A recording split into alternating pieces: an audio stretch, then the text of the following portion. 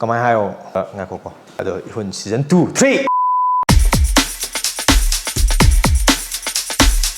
Ai ming Jackson Yumnam. Ai Ehool-da Dinku gi role lawjabaduni. Dinku je mamanabjingi mateng yam pangba aduga magi hek popi ba mama adugi yamna khanba adugumba misamane.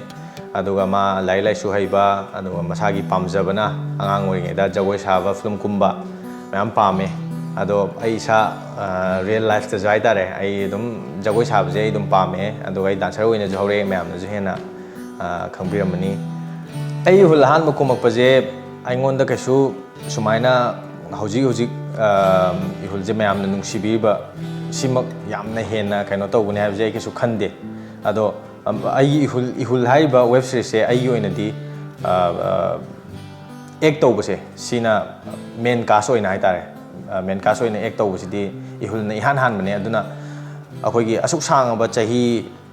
amani changdana ahumari changdana namai ni ihul je duna yam tina experience mayam lei aduga awan nungai mayam su lei yamida konani dum yam haurane budi khani noi mayam ko examiner aingon dadi yamna challenging oiba character role sing amaju oi haiba ihul jigi aina lawjari ba dinku se ai gi real life ka su khitang tunana chatpa aduna aingon su yam nungai na tawgi boy Aina kaino ko bugam to khumna dum chali du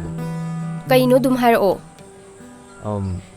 angobi da nang number do hange na call tawni my number do sun setup phone do biro ihul jel number loirni aduga da Biju BFX mayam na juhena khangbiba editor khoi ihul jigi editor aduga akhoi mayam ju guide amoina tawbiba yam bujigi studio da chatlaga akhoi gi akhoi dubbing tawba dagi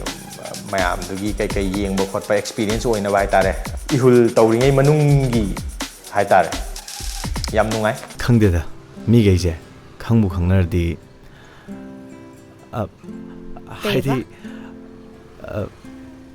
khangnar di dinner di nungai bam te lenam de habni da yes ai nungai te kana haiba ai diam nungai na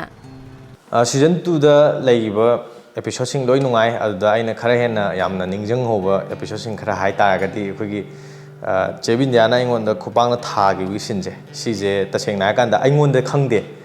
sumain tawba situation amani di haibu di khange aduga khupang tha rakpa matam da ingon da feel tawgibdo ngasai asengba thari na haibagi aingon da kemta kaino lei gi dai tar ai concentrate pajan tawgi aduga na baju phajana nai Bindiya khangau da thajalakpane one take ta okay oigre anirak suandre haidi anirak subda bera ka daw adugi aduga aingon da yamna hena yamna challenging oigiba sin ama haragadi sindoina di li thokcha roige episode se loisala amdai da Bindiya ibani kappagi sin am khagyawe sigi sinje ayuk ki pung